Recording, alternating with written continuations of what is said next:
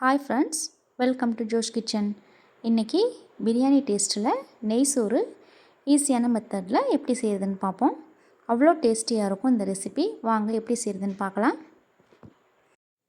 பவுலில் 1 கப் அளவு பாஸ்மதி ரைஸ் சேர்த்துடலாம்.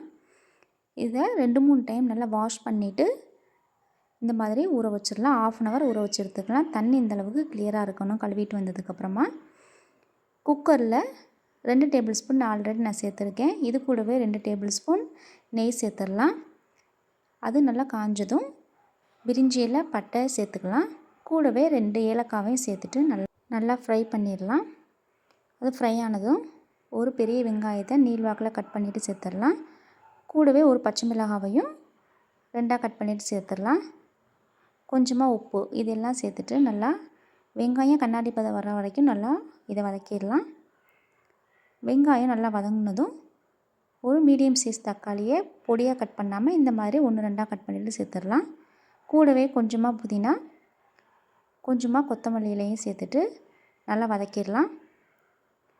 இதுக்கு தக்காளி ஃப்ளேவர் அதிகமாக இருக்கக்கூடாது, அதனால தான் ஒரு தக்காளி சேர்த்துட்டு அதையும் பெரிய பெரிய பீஸாக கட் பண்ணிவிட்டு சேர்க்க சொல்லியிருக்கேன். இது கூடவே 1 டேபிள் ஸ்பூன் அளவு இஞ்சி பூண்டு பேஸ்ட்டையும் சேர்த்துட்டு நல்லா வதக்கிடலாம். இஞ்சி பூண்டோட பச்சை வாசனைலாம் நமக்கு போகணும், அது வரைக்கும் நல்லா வதக்கிடலாம். அடுப்பை மீடியம் ஃப்ளேம்லேயே வச்சுட்டு வதக்கிக்கோங்க. தக்காளி, வெங்காயம், இஞ்சி பூண்டு எல்லாம் நல்லா வதங்கிடுச்சு. இந்த ஸ்டேஜில் நம்ம தண்ணி ஆட் பண்ணணும். அதாவது 1 கப் அளவு பாஸ்மதி ரைஸ் எடுத்திருக்கேன், அதுக்கு 1.5 கப் அளவு தண்ணி சேர்க்கணும். 1 கப் அளவு தேங்காய் பால், 1/2 கப் அளவு தண்ணி சேர்த்துக்கலாம். இன்றைக்கி நான் 1.5 கப்பு எல்லாத்துக்குமே தேங்காய் பால் தான் சேர்த்துருக்கேன். நீங்கள் 1 கப் அளவுக்கு தேங்காய் பால், 1/2 கப் அளவு தண்ணி மட்டும் சேர்த்தா போதும். இது கூடவே டேஸ்ட் பார்த்துட்டு உப்பு இல்லைன்னா உப்பு சேர்த்துக்கோங்க. கூடவே நம்ம நெய்யில் ஃப்ரை பண்ண முந்திரியையும் சேர்த்துட்டு நல்லா கொதிக்க விட்டுறலாம். பாருங்கள், நல்லா கொதி வர ஆரம்பிச்சிச்சு. இப்போ நம்ம 1/2 மணி நேரம் ஊற வச்ச பாஸ்மதி அரிசியை இதில் சேர்த்துடலாம்.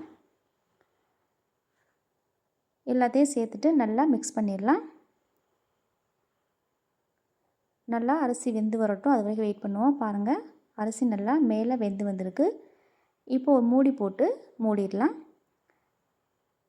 குக்கர் மூடியே போட்டுட்டு அடுப்பை மீடியம் ஃப்ளேமில் வச்சுட்டு ஒரு விசில் வர வரைக்கும் வெயிட் பண்ணுங்கள். நான் இன்றைக்கி மூடி போடல, வெயிட் தான் வைக்க போகிறேன். ஒரு மூடி போட்டு மேலே ஏதாவது ஒரு வெயிட் வச்சுட்டு அடுப்பை மீடியம் ஃப்ளேம்லேயே வச்சுட்டு 10 நிமிஷம் அப்படியே விட்டுடலாம். பாருங்கள், அரிசி நல்லா வெந்து வந்துருச்சு. நல்லா உதிரி உதிரியாக வந்திருக்கு. இன்றைக்கி நான் தண்ணி சேர்க்காமல் எல்லாமே தேங்காய் பால் சேர்த்ததால் நல்லா டேஸ்ட்டும் கூட சூப்பராக இருக்குது. நீங்களும் இது மாதிரியே வீட்டில் ட்ரை பண்ணி பாருங்கள் ஃப்ரெண்ட்ஸ். அவ்வளோதான், டேஸ்டியான நெய் சோறு ரெடி ஆயிடுச்சு. பாருங்கள், அரிசி எவ்வளோ உதிரி உதிரியாக வந்திருக்குன்னு. முந்திரி கூட சேர்த்து சாப்பிடும்போது அவ்வளோ டேஸ்டியாக இருக்கும்.